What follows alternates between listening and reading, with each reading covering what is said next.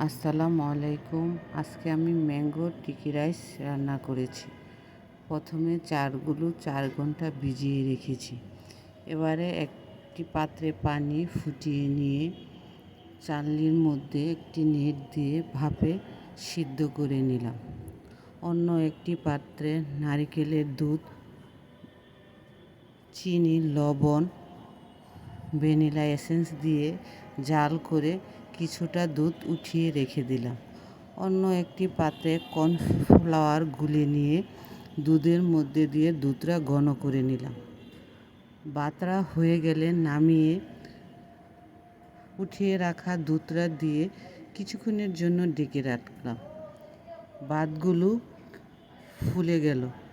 একটি আম কেটে নিলাম। ভাত সাজিয়ে নিয়ে পাশে আম,